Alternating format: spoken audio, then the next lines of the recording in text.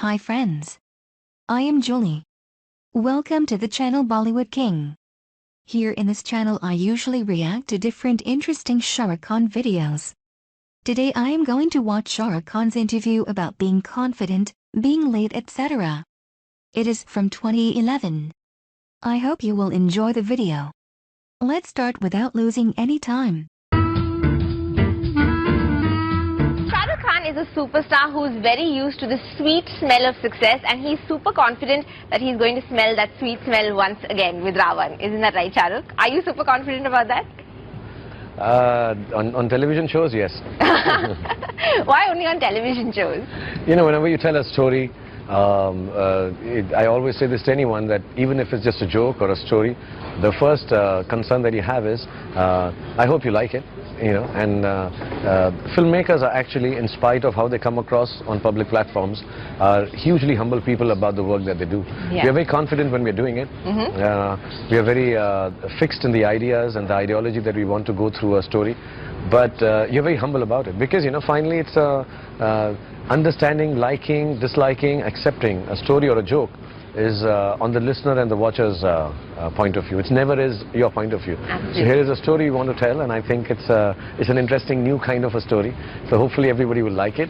But yeah, I'm confident of the fact as a producer that what we are going to dole out is going to be of high quality, as cinematic as any Indian film can ever be, and as wonderfully mounted as you'd like to see. Well, we're all very sure about that ourselves. And Shahrukh, you know, you're someone who seems so confident all the time. But is there anything Shahrukh Khan is...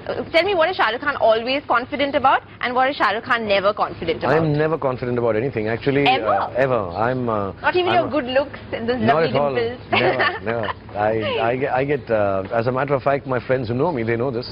I'm an extremely nervous, underconfident, if there's a word like that, quiet and shy kind of person. As a matter of fact, when I'm even talking to people, my friends, I'm like, I hope you don't mind, but I just want to say, I hope it doesn't hurt you. I'm always like that, because I'm, so they keep telling me, listen, you're a friend, you can say this. And you're Shah Rukh Khan. Not really, that never comes to fore. I'm dichotomous, I'm schizophrenic. I really don't associate myself with what is on celluloid, what is on a public platform. I can never do that. As a matter of fact, I'm very happy my children don't do that either. They know me as I am, and which is just a very quiet, shy, reclusive kind of person. But when I come on screen or on stage with people, then I'm full of beans and very confident and smile my sweet dimple smile. We have noticed that. So that brings me to my next question. What do you think is more, like, what's more important if you had to tell your children today? Is it more important to have confidence or to be able to fake it when the moment calls for it? I would say to have quiet confidence. Quiet confidence. Yeah, and because I'm an actor, when I come on public platforms, I can act a bit.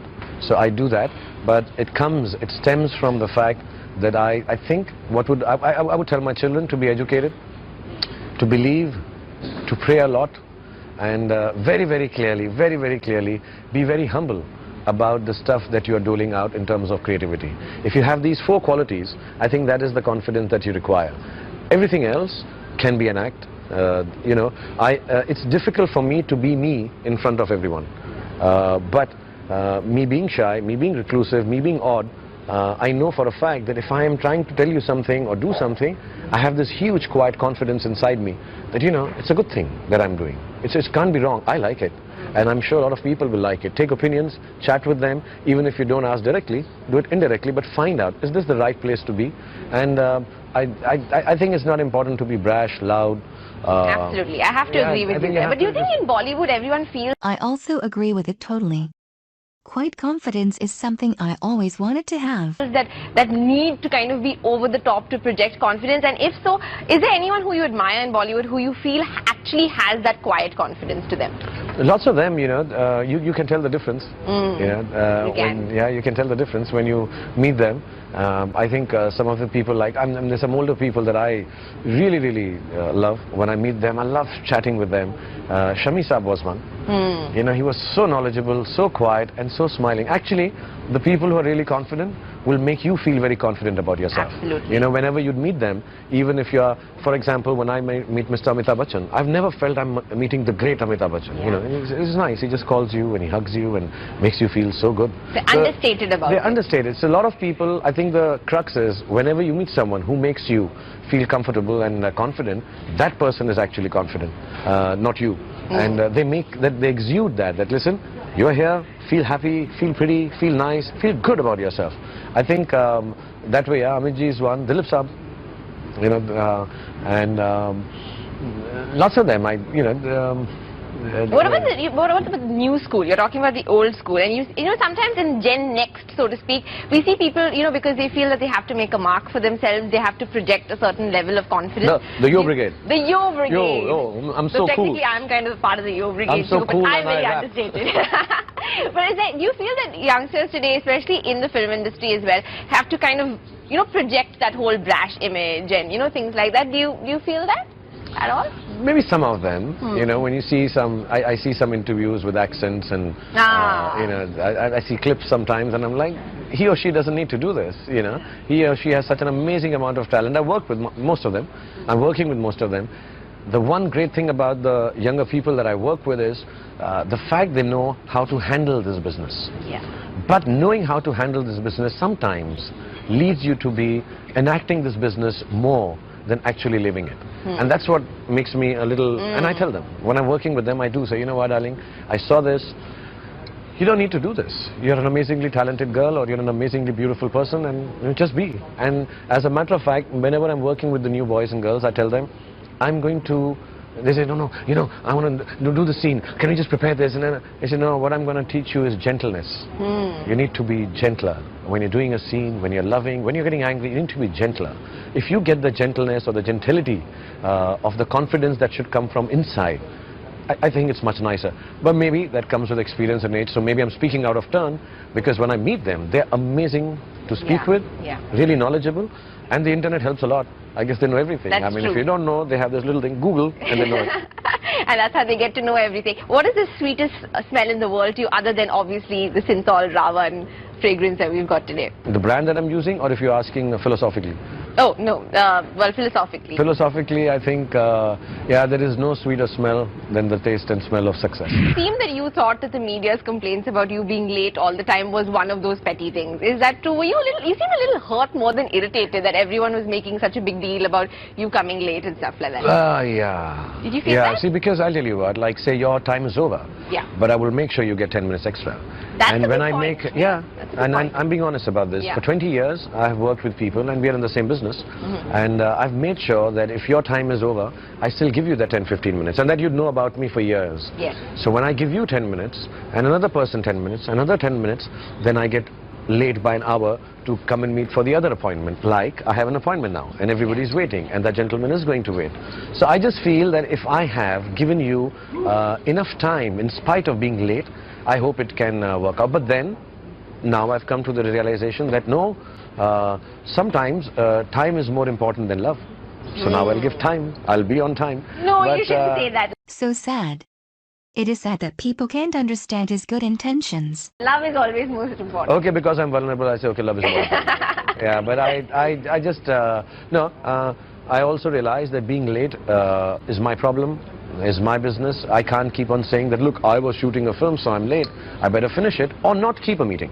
So I'm now going to be very strict about it. As a matter of fact, ironically, yesterday the media made me wait for 45 minutes. But I was still kind to them. But I you were said, very "It's okay." grateful about I said, it. it's all right. Yeah, Like I said, payback. I'm a person who has actually really never ever questioned anybody's timings myself. Even on film sets, I can wait for hours for someone. Never made it an issue. Days.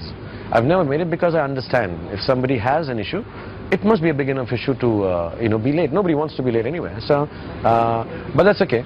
I mean, if a couple of people had an issue with it, and I got actually, very strangely, I went home and I put on my phone, I had about 100 messages from the media people. I wasn't the one who had an issue. You know, don't take it seriously and all, which is all right. I mean, it's okay. I guess I'll just have to sleep a little less. Obviously, everybody is expecting so much from this film. You know, tell us a little bit about how are you really preparing for this at the moment? Are you nervous, excited? We've heard so much earlier about how you're not sleeping at all and things like that. Tell us a little bit. Yeah, no, you know, actually, maybe I'm just overdoing it because I can't sleep. You know, maybe it's not the work. Maybe I'm just being, today my director sent me a message. I think, sir, you should sleep. You don't have any work.